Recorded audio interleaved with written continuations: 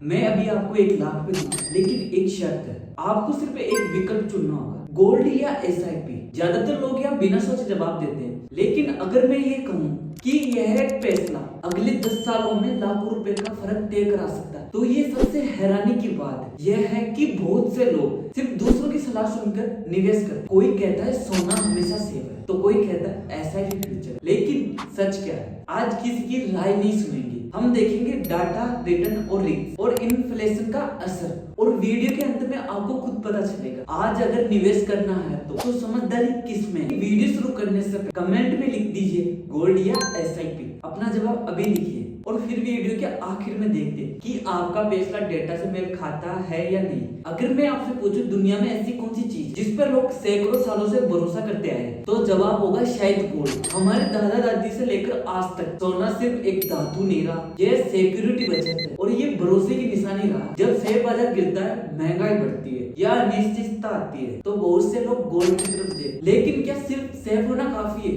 अगर टारगेट सिर्फ लंबे समय में ज्यादा संपत्ति बनाना है, तो क्या गोल्ड अकेला काफी है? इसका जवाब देने से पहले हमें दूसरे विकल्प एसआईपी को भी समझना होगा। क्या एसआईपी सच में गोल्ड से बेहतर है या सिर्फ एक लोकप्रिय धारणा? यही अब हम देखते हैं। बहुत से लोग सोचते हैं एसआईपी कोई निवेश है, लेकिन सच ये है कि एसआईपी खुद निवेश नहीं है, यह है एक नियमित निवेश करने का तरीका। मान लीजिए आपने तय किया है कि हर महीने 50,000 निवेश करेंगे, चाहे बाजार ऊपर हो या नीचे, आपका निवेश चलता रहता है। यही आदत समय के साथ सबसे बड़ी ताकत बन जाती है। इसे कंपाउंडिंग कहते हैं। आसान भाषा में, पहले आपका पैसा कमाता है, फिर उस कमाई पर भी और कमाई होने लगती है, और यह प्रक्रिया सालों तक चलती रहती है। लेकिन यहाँ एक बात बहुत से लोग नहीं समझते, एसआईपी में हमेशा सीधी लाइन में रिटर्न नहीं मिलता। कुछ साल बाजार गिर सकता है, उस समय घबराकर निवेश रोक देने वाले सबसे बड़ी गलती करते हैं। लंबे समय में देरी उतना ही जरूरी है जितना सही निवेश में। अब सवाल यह है कि अगर 10 साल पहले किसी ने अगर एक तरफ गोल्ड चुना होता और दूसरी तरफ किसी ने एसआईपी, तो आज किसके पास ज्यादा पैसा होता? अब राय नहीं,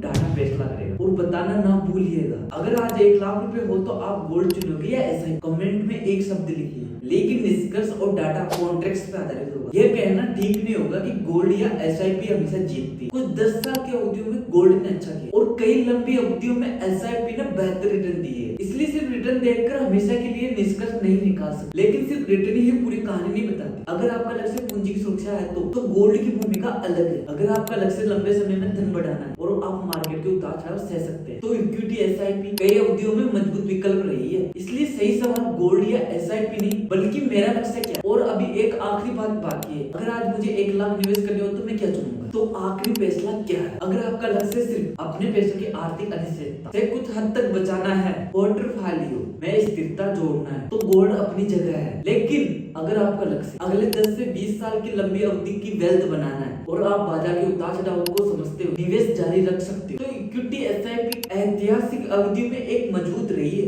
इसलिए सही जवाब एसआईपी या गोल्ड नहीं है, सही जवाब आपका फाइनेंशियल गोल क्या है। कई निवेशक दोनों का संतुलित इस्तेमाल भी करते हैं ताकि ग्रोथ और स्टेबिलिटी दोनों को मिल सके। अब मैं आपकी राय जानना चाहता हूँ, अगर आज आपके पास 1 लाख होते तो आप क्या चुनोगे, गोल्ड या एसआईपी? नीचे कमेंट करें।